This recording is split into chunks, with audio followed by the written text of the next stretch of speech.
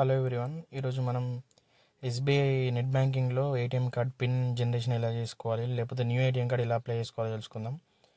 ఇక్కడ లాగిన్ అయినాక మనకు ఆప్షన్స్ ఉంటాయి. My accounts and profile, payments, transfers, bill payments, deposit, ఈ ట్యాక్స్, ఈ సర్వీసెస్ ఇలా ఉంటుంది. ఈ సర్వీసెస్ మీద క్లిక్ చేయాలి. మనం ఈ సర్వీసెస్ మీద క్లిక్ చేసినాక మనం ఇక్కడ డిఫరెంట్ టైప్ ఆఫ్ ఆప్షన్స్ ఉంటాయి. ఇక్కడ పాన్ రిజిస్ట్రేషన్ కూడా మనం చేసుకోవచ్చు. మనమైతే ఇప్పుడు డెబిట్ కార్డ్ సర్వీసెస్ మీద క్లిక్ చేద్దాం. ఏటీఎం కమ్ డెబిట్ కార్డ్ మీద క్లిక్ చేసేయాలి. మనం ఇక్కడ నెంబర్ ఆఫ్ ఆప్షన్స్ ఉన్నాయి. ఇప్పుడు మనకు ATM card pin generation, new ATM card activation, లేకపోతే మనం కొత్త ఏటీఎం కార్డ్ రిక్వెస్ట్ పెట్టుకోవాలంటే ఇక్కడ request debit card, track debit card అనే ఆప్షన్ ఉంటుంది. నెక్స్ట్ ఆప్షన్ ఏమో మన బ్యాంక్ అకౌంట్కి ఎన్ని డెబిట్ కార్డ్స్ లింక్ అయి ఉన్నాయని తెలుసుకోవచ్చు, ఎన్ని ఏటీఎం కార్డ్స్ ఉన్నాయని తెలుసుకోవచ్చు. మనం కొత్తది తీసుకోవాలంటేనేమో ఇక్కడ రిక్వెస్ట్ మీద చేయాల్సి ఉంటుంది.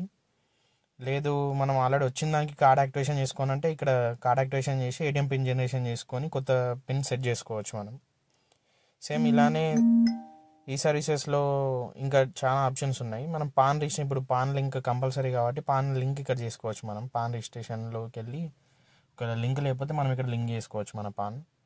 నెక్స్ట్ వేరే సర్వీసెస్లోకి వెళ్ళి కూడా మనం ఇక్కడ చెక్ బుక్ ఆర్డర్ పెట్టుకోవచ్చు. చెక్ బుక్ సర్వీసెస్ కూడా చేసుకోవచ్చు. ఇక్కడ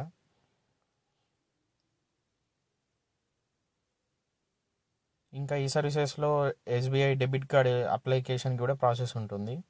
ట్రాన్స్ఫర్ ఆఫ్ అకౌంట్ అనే ఆప్షన్ ఏంటి అని అంటే మనం మన బ్రాంచ్ ట్రాన్స్ఫర్ చేసుకోవచ్చు అన్నట్టు. ఎస్బీఐలో వేరే బ్రాంచ్ ఏదో దాని యొక్క ఐఎఫ్ఎస్సి కూడా ఎంటర్ చేసి మనం ట్రాన్స్ఫర్ చేసుకోవచ్చు.